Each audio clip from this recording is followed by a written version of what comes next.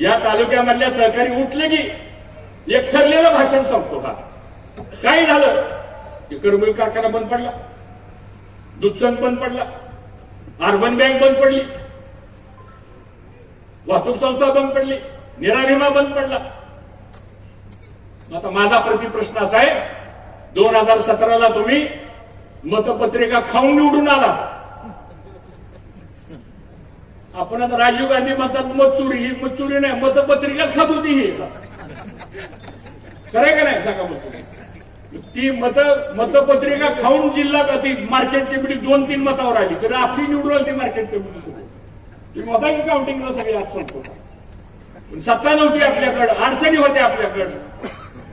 ते यारला अजून जरी कधी ते यार भेटला तर त्याला मी विचारतो, का रे बाबा म्हणलं तुझी सुवर्ण अक्षरानं कारकीर्द लिहावं लागेल म्हणलं, मतच खाल्ली की.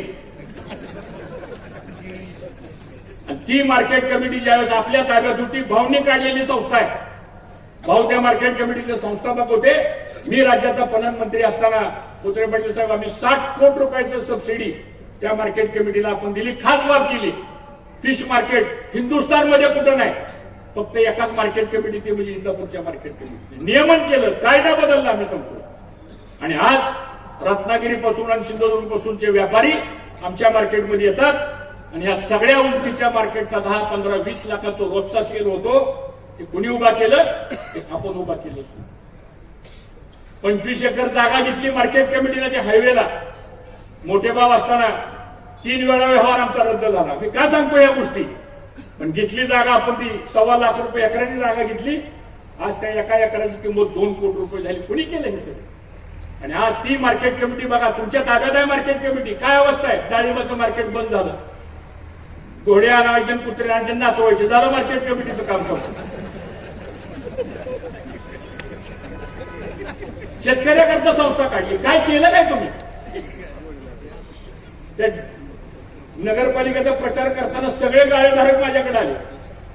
अहो म्हणले 10-10 लाख रुपये डिपॉझिट केलं त्या गाड्याचं, नाही पैसे भरले तर लगेच शिवीगाळ, हाणामारी.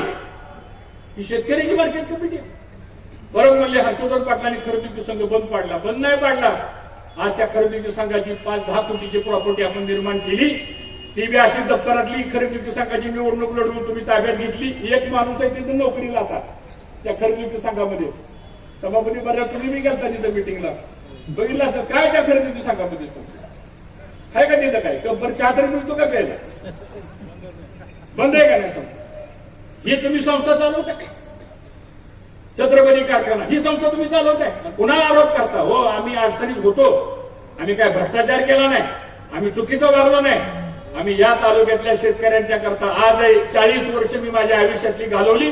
भाऊंनी 60 वर्ष आपल्या आयुष्यातली घालवली.